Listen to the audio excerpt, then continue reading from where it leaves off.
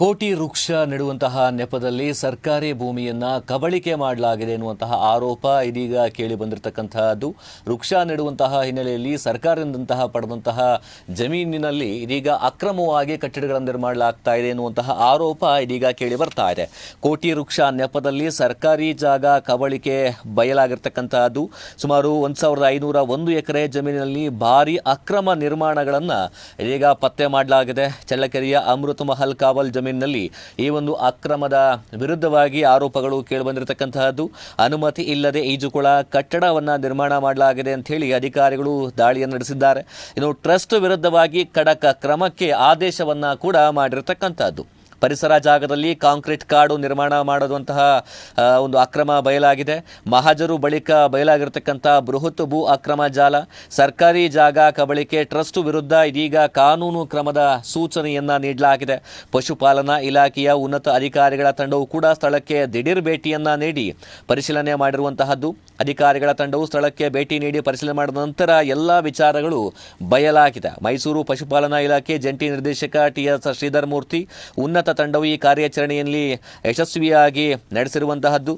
ಕೋಟಿ ವೃಕ್ಷ ನೆಪದಲ್ಲಿ ಸರ್ಕಾರಿ ಜಾಗ ಕಬಳಿಕೆ ಇದೀಗ ಕೇಳಿಬಂದಿದೆ. ಚಳ್ಳಕೆರೆಯ ರೇಕಲಗೆರೆಯಲ್ಲಿರ್ತಕ್ಕಂಥ ಐತಿಹಾಸಿಕ ಅಮೃತ ಮಹಲ್ ಕಾವಲು ಜಮೀನಿನಲ್ಲಿ ಬೃಹತ್ ಅಕ್ರಮ ಕಟ್ಟಡಗಳನ್ನು ನಿರ್ಮಾಣ ಮಾಡಲಾಗಿರ್ತಕ್ಕಂಥದ್ದು ಬೆಳಕಿಗೆ ಬಂದಿರುವಂತಹದ್ದು. ಸುಮಾರು ಕೋಟಿ ವೃಕ್ಷ ಬೆಳೆಸುವಂತಹ ನೆಪದಲ್ಲಿ ಶ್ರೀ ಶ್ರೀ ಶ್ರೀ ದೀನ ಭಗತ್ ಸೇವಾ ಟ್ರಸ್ಟ್ 2021ರಲ್ಲಿ ಸರ್ಕಾರದಿಂದ 1501 ಎಕರೆ ಜಮೀನನ್ನು ಪಡೆದುಕೊಂಡಿತ್ತು.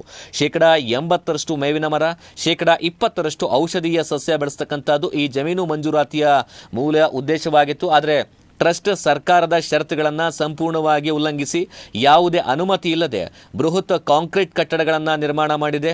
ಈ ಒಂದು ಅಕ್ರಮದ ಖಚಿತ ಮಾಹಿತಿ ಮೇರೆಗೆ ಪರಿಸರ ಒಂದು ಪಶುಪಾಲನಾ ಇಲಾಖೆಯ ಉನ್ನತ ಅಧಿಕಾರಿಗಳು ತಂಡವು ಕೂಡ ಸ್ಥಳಕ್ಕೆ ಭೇಟಿಯನ್ನ ನೀಡಿ ಇದೀಗ ಪರಿಶೀಲನೆ ಮಾಡಿ ಕ್ರಮಕ್ಕೆ ಮುಂದಾಗಿದೆ.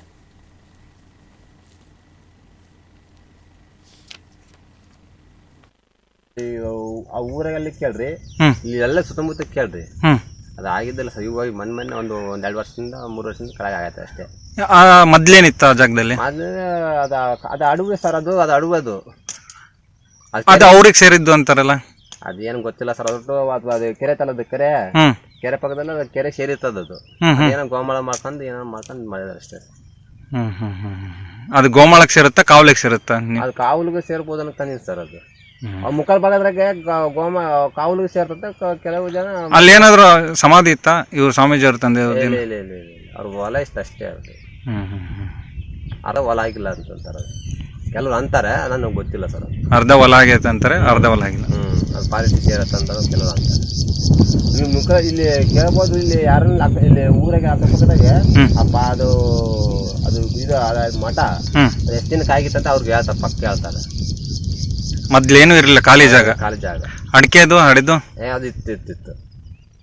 6/2026 ಚಿತ್ರದುರ್ಗ ಜಿಲ್ಲೆ ಚಳ್ಳಕೆರೆ ತಾಲೂಕು ನಾಯಕನಹಟ್ಟಿ ರೇಕಲಗೆರೆ ಅಮೃತ ಮಹಲ್ ಕಾವಲು ಗ್ರಾಮದ ಸರ್ವೆ ನಂಬರ್ 1ರ ಬಾಬ್ತು ಜಂಟಿ ನಿರ್ದೇಶಕರು ರಾಜ್ಯ ವಲಯ ಪಶುಪಾಲನಾ ಮತ್ತು ಪಶುವೈದ್ಯಕೀಯ ಸೇವಾ ಇಲಾಖೆ ಮೈಸೂರು, ಉಪನಿರ್ದೇಶಕರು ಅಮೃತ ಮಹಲ್ ತಳಿ ಸಂವರ್ಧನಾ ಕೇಂದ್ರ ಅಜ್ಜಂಪುರ, ಮುಖ್ಯ ಪಶುವೈದ್ಯಾಧಿಕಾರಿಗಳು ಆಡಳಿತ ಪಶು ಆಸ್ಪತ್ರೆ ಚಳ್ಳಕೆರೆ, ಮುಖ್ಯ ಪಶುವೈದ್ಯಾಧಿಕಾರಿ ಅಮೃತ ಮಹಲ್ ತಳಿ ಸಂವರ್ಧನಾ ಉಪಕೇಂದ್ರ ರಾಮಗಿರಿ, ಮುಖ್ಯ ಪಶುವೈದ್ಯಾಧಿಕಾರಿ ಪಶು ಆಸ್ಪತ್ರೆ ನಾಯಕನಹಟ್ಟಿ, ಅನುಷ್ಠಾನಾಧಿಕಾರಿ ಗ್ರಾಮ ಆಡಳಿತಾಧಿಕಾರಿ ರೇಕಲಗೆರೆ, ತಾಲೂಕು ಭೂಮಾಪಕರು ಚಳ್ಳಕೆರೆ, ರಾಜಸ್ವ ನಿರೀಕ್ಷಕರು ನಾಯಕನಹಟ್ಟಿ ಮತ್ತು ಪೊಲೀಸ್ ಸಿಬ್ಬಂದಿ ನಾಯಕನಹಟ್ಟಿ ಪೊಲೀಸ್ ಠಾಣೆ ಹಾಗೂ ಗ್ರಾಮಸ್ಥರ ಸ್ಥಳ ಪರಿಶೀಲನಾ ಹೇಳಿಕೆ. ಚಿತ್ರದುರ್ಗ ಜಿಲ್ಲೆ ಚಳ್ಳಕೆರೆ ತಾಲೂಕು ನಾಯಕನಹಟ್ಟಿ ಹೋಬಳಿ ರೇಕಲಗೆರೆ ಅಮೃತ ಮಹಲ್ ಕಾವಲು ಗ್ರಾಮದ ಸರ್ವೆ ನಂಬರ್ 1ರ ಬಾಬ್ತು 1501.1 ಎಕರೆ 5 ಗುಂಟೆ ಜಮೀನಿನ ಪ್ರದೇಶದಲ್ಲಿ ಜಮೀನಿನ ಹಕ್ಕು ಹಾಗೂ ಮಾಲೀಕತ್ವವನ್ನು ಪಶುಪಾಲನಾ ಮತ್ತು ಪಶುವೈದ್ಯಕೀಯ ಸೇವಾ ಇಲಾಖೆಯ ಸ್ಪರ್ಧೆಯಲ್ಲಿ ಉಳಿಸಿಕೊಂಡು ಮೇವಿನ ಮರ ಹಾಗೂ ಹುಲ್ಲುಗಾವಲು ಅಭಿವೃದ್ಧಿಗೆ ಸಹಕಾರವಾಗುವಂತೆ ವೃಕ್ಷಕೋಟಿ ಸಸಿಗಳನ್ನು ನೆಟ್ಟು ಬೆಳೆಸಲು ಹಾಗೂ ಅವುಗಳನ್ನು 30 ವರ್ಷಗಳ ಕಾಲ ಸಂರಕ್ಷಣೆ ಮಾಡಲು ಮತ್ತು ಅಂತರ್ಜಲ ವೃದ್ಧಿಗೊಳಿಸಲು ಶ್ರೀ ಶ್ರೀ ಶ್ರೀ ದೇನಾ ಭಗತ್ ಸೇವಾ ಟ್ರಸ್ಟ್ ರಾಜಯೋಗ ವಿದ್ಯಾಶ್ರಮ ರೇಕಲಗೆರೆ ತಾಂಡ ನಾಯಕನಹಟ್ಟಿ ಹೋಬಳಿ ಚಳ್ಳಕೆರೆ ತಾಲೂಕು ಚಿತ್ರದುರ್ಗ ಜಿಲ್ಲೆ ಇವರಿಗೆ ಸರ್ಕಾರಿ ಆದೇಶ ಸಂಖ್ಯೆ ಪಾಸಮ್ಮಿ 75 ಪಾಪಾಯೋ 2021 ಬೆಂಗಳೂರು ದಿನಾಂಕ 17/6/21ರಂತೆ ಷರತ್ತುಗಳನ್ನು ವಿಧಿಸಿ ಅನುಮತಿ ನೀಡಲಾಗಿರುತ್ತದೆ. ಆದರೆ ಸದರಿ ಟ್ರಸ್ಟ್ನವರು ಸರ್ಕಾರವು ವಿಧಿಸಿರುವ ಷರತ್ತುಗಳನ್ನು ಉಲ್ಲಂಘಿಸಿ ರೇಖಲಗೆರೆ ಅಮೃತ್ ಮಹಲ್ ಕಾವಲು ಪ್ರದೇಶವನ್ನು ಅತಿಕ್ರಮಣ ಮಾಡಿ ಕಾವಲಿನ ಸುಮಾರು 1 ಎಕರೆ ಪ್ರದೇಶದಲ್ಲಿ ಜಂಟಿ ನಿರ್ದೇಶಕರು ಪಶುಪಾಲನಾ ಇಲಾಖೆ ರಾಜ್ಯ ವಲಯ ಮೈಸೂರು, ಉಪನಿರ್ದೇಶಕರು ಅಮೃತ್ ಮಹಲ್ ತಳಿ ಸಂವರ್ಧನಾ ಕೇಂದ್ರ ಅಜ್ಜಂಪುರ ಹಾಗೂ ಮುಖ್ಯ ಪಶು ವೈದ್ಯಾಧಿಕಾರಿಗಳು ಅಮೃತ್ ಮಹಲ್ ತಳಿ ಸಂವರ್ಧನಾ ಉಪಕೇಂದ್ರ ರಾಮಗಿರಿ ಇವರ ಗಮನಕ್ಕೆ ತಾರದೆ ಮತ್ತು ಅನುಮತಿಯನ್ನು ಪಡೆಯದೆ ಈ ಕೆಳಕಂಡ ಕಟ್ಟಡಗಳ ನಿರ್ಮಾಣವನ್ನು ಅಕ್ರಮವಾಗಿ ಮಾಡಿರುತ್ತಾರೆ.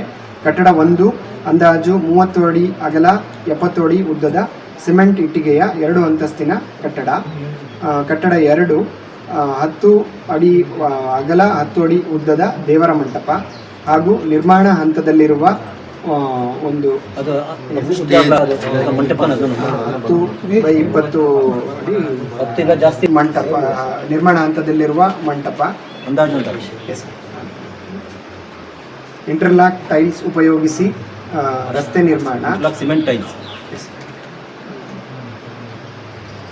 ಸುಮಾರು 40 ಅಡಿ ಉದ್ದ 40 ಅಡಿ ಅಗಲ ಇರುವ ದೇವಸ್ಥಾನ ಹಾಗೂ ನೆಲಮಾಳಿಗೆ, ಸುಮಾರು 30 ಅಡಿ ಅಗಲ 70 ಅಡಿ ಉದ್ದದ ಭೋಜನ ಶಾಲೆ, ಸುಮಾರು 50 ಅಡಿ ಉದ್ದ 50 ಅಡಿ ಅಗಲದ ಈಜುಕೊಳ.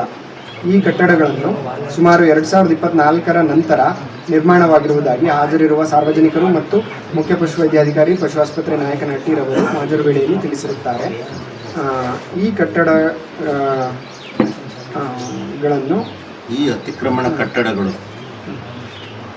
ಈ ಅತಿಕ್ರಮಣ ಅದಕ್ಕಿಂತ ಇದನ್ನು ಸೇರಿಸಿ 3 ಎಕರೆ ಪ್ರದೇಶದಲ್ಲಿ 2023ರ ನಂತರ ನೆಟ್ಟಿರುವ ಅಡಿಕೆ ಸಸಿಗಳು ಕಂಡು ಬಂದಿದ್ದು, ಈ ಅಡಿಕೆ ಮರಗಳು ಒಂದು ಎಕರೆ ಜಾಗದಲ್ಲಿ ಗೋಶಾಲೆ, ಈ ಅಡಿಕೆ ಮರಗಳು ಹಾಗೂ ಸುಮಾರು 1 ಎಕರೆ ಪ್ರದೇಶದಲ್ಲಿ ನಿರ್ಮಿಸಿರುವ ಗೋಶಾಲೆಯು ಅಮೃತ್ ಮಹಲ್ ಕಾವಲಿನ ಸರ್ಕಾರಿ ಜಮೀನಿನ ಗೋಶಾಲೆ ನಿರ್ಮಾಣ ಮಾಡಿರ್ತಾರೆ. ಈ ಅತಿಕ್ರಮಣದ ಕಟ್ಟಡಗಳು ಮತ್ತು ಇದು ಅತಿಕ್ರಮಣದ ಕಟ್ಟಡಗಳು ಮತ್ತು ಇದು ಅಡಿಕೆ ಸಸಿಗಳು ಗೋಶಾಲೆಗಳು ಅಮೃತ್ ಮಹಲ್ ಕಾವಲಿನ ಸರ್ಕಾರಿ ಜಾಗದಲ್ಲಿ ನಿರ್ಮಿತವಾಗಿರುತ್ತದೆ ಎಂದು ಹಾಜರಿದ್ದ ತಾಲೂಕು ಭೂಮಾಪಕರು ಸರ್ಕಾರಿ ಜಮೀನಿನಲ್ಲಿ ಇರುವುದಾಗಿ ತಾಲೂಕು ಭೂಮಾಪಕರು ಹಾಗೂ ಕಂದಾಯ ಇಲಾಖೆಯ ಸಿಬ್ಬಂದಿಯವರು ಹಾಜರು ವೇಳೆಯಲ್ಲಿ ತಿಳಿಸಿರುತ್ತಾರೆ.